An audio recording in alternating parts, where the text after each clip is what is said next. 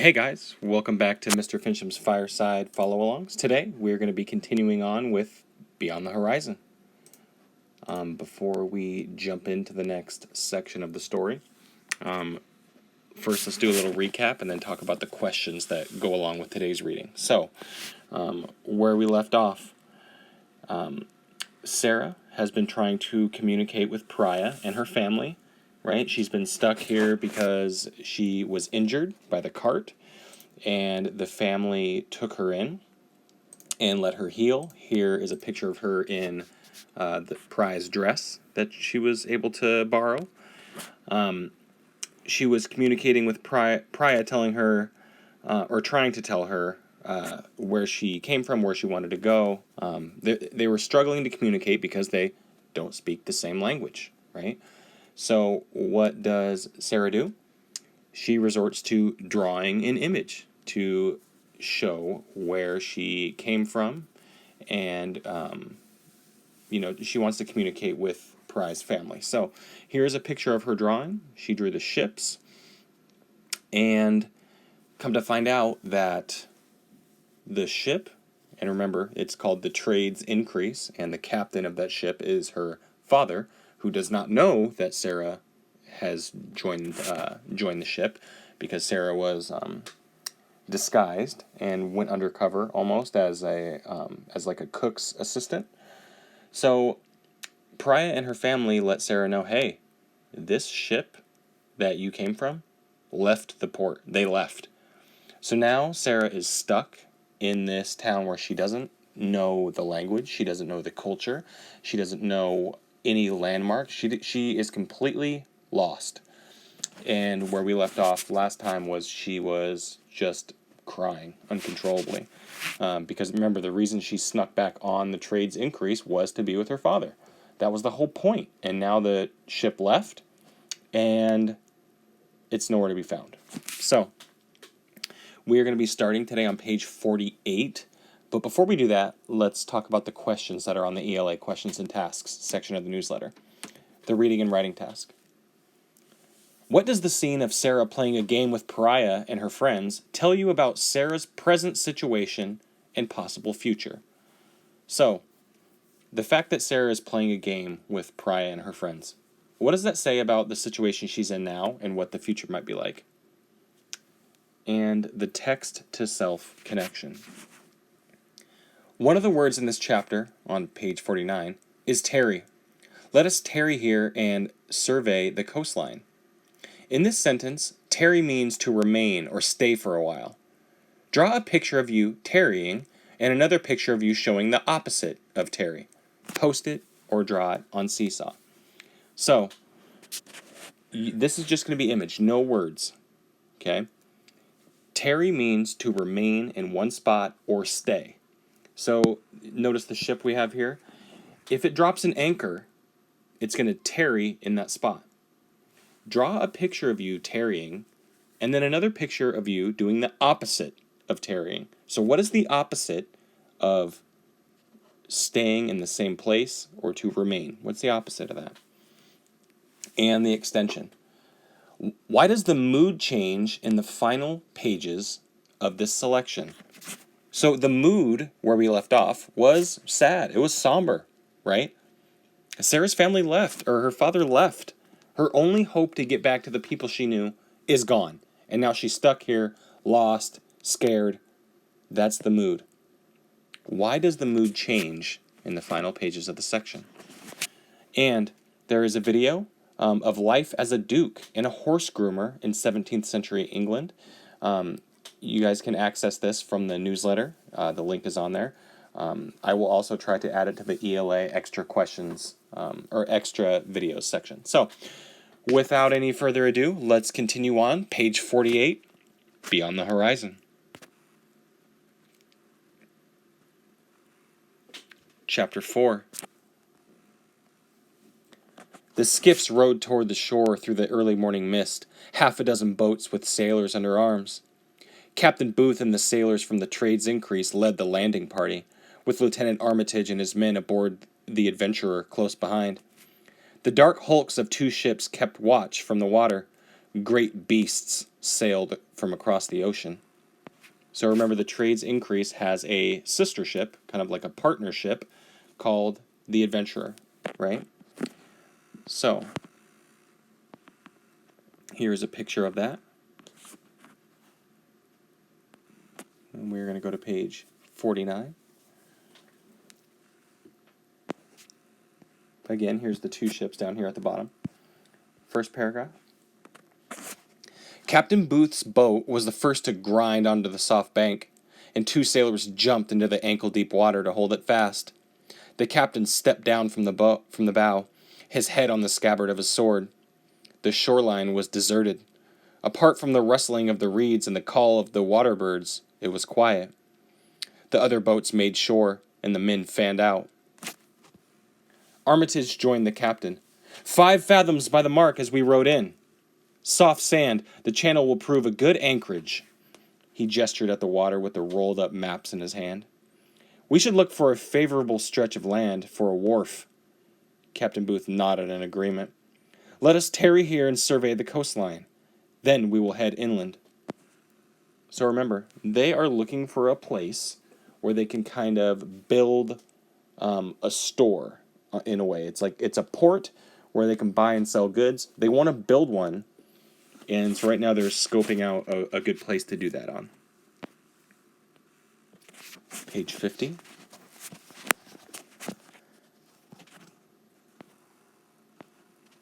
And here is a picture of Sarah and Priya. What does the expression on her face and her face tell you about their situation? Are they sad? Are they happy?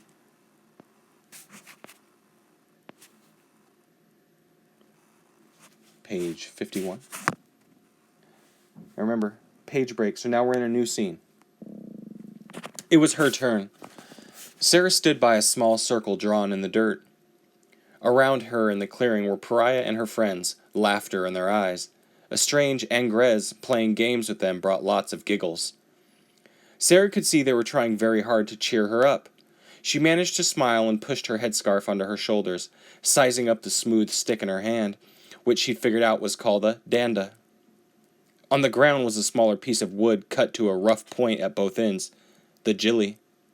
Sarah struck it at one end as she'd seen the others do, sending the wood spinning upward. Then she swung as hard as she could. Wood met wood with a crack, and the jilly flew across the clearing. The girls on the other team cried out. One of them jumped to try to catch it, but it was too high, and it dropped safely to the dirt behind her. Priya clapped her hands. Then she showed Sarah how to measure the distance from the circle to the jilly, flipping the danda end over end, the other girls watching on. Priya quickly tallied up the score. She and the other team captain, a girl named Abba, teased each other. So now they're playing a game, right? They're trying to comfort her the way that a kind person would when someone is going through something scary or sad, as is happening with Sarah, right? Priya seems like she would be a good friend.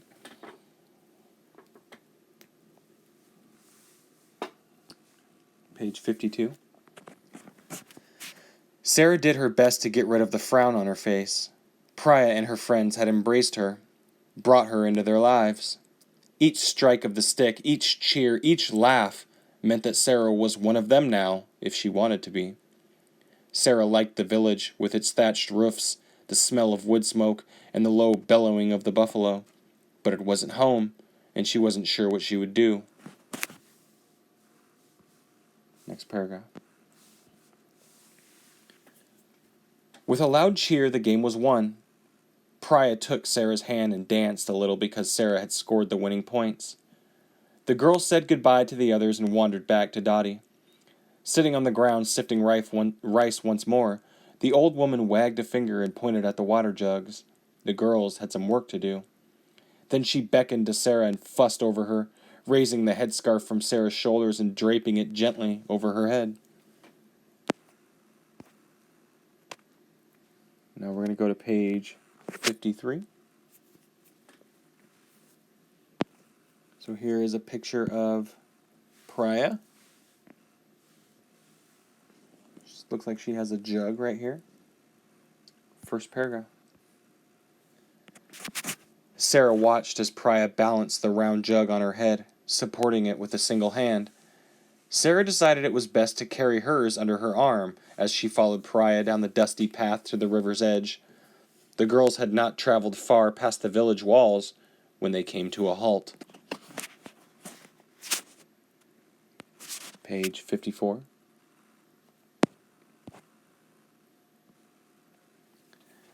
Two hazy ships lurked in the distance. On the water, masts proud, two ships. Priya had seen them too. "Father!" Sarah gasped.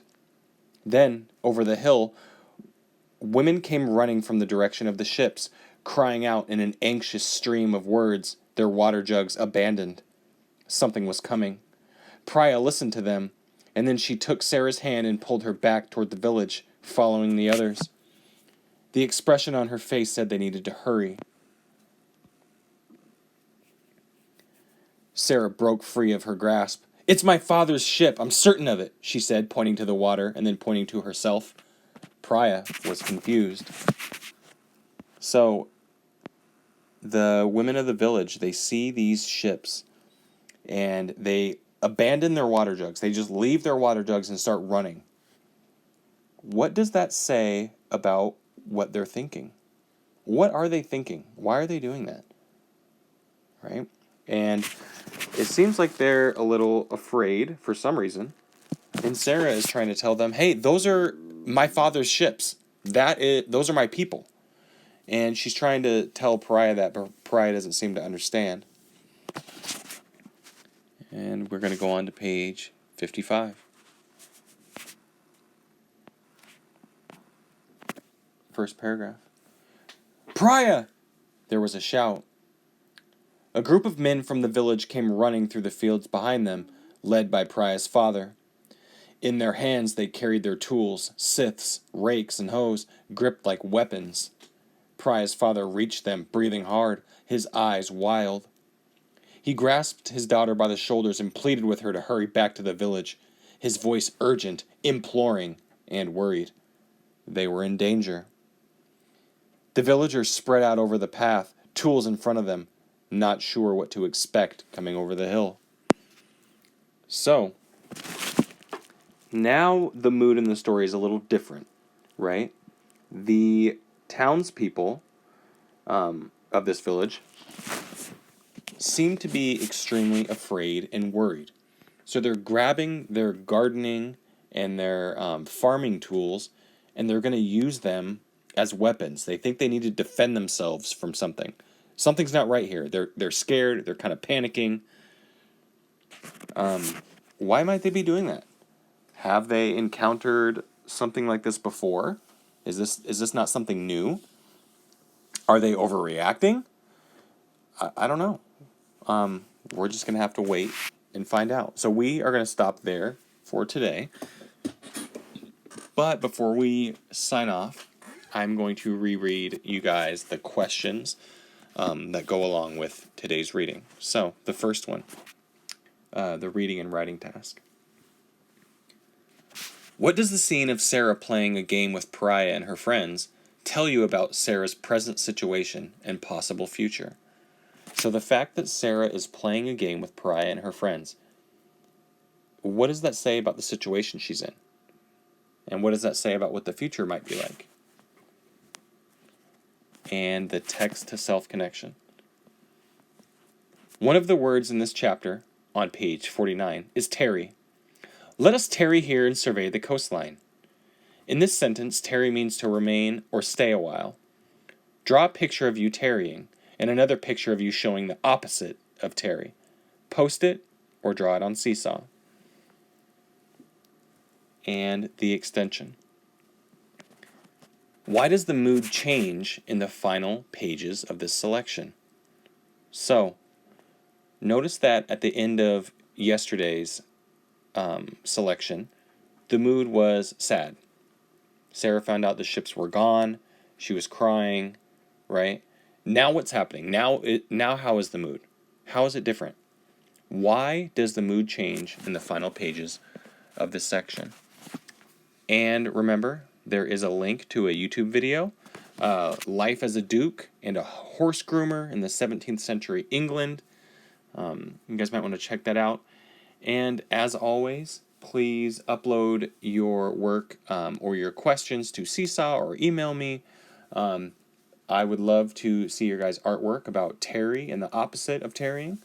And remember, you guys can post your thoughts about the book so far in the comment section below on our YouTube channel. So thank you guys for following along, and thank those of you who have been working very hard and posting every day. I know that this has not been an easy time for everybody, but it's important that during these times that we don't give up, we don't quit, we don't just decide, I'm going to stop working, right? That we keep going, we keep the learning going, so that way everyone is prepared and as ready for 6th grade as possible. So thank you guys. I appreciate you a lot. I wish we could be reading these aloud in class. I know that you guys know that already, but we got to make do, right? We're doing the best we can. But that is it for today. Thank you for those of you who followed along and listened, and I will see you next time. Bye-bye.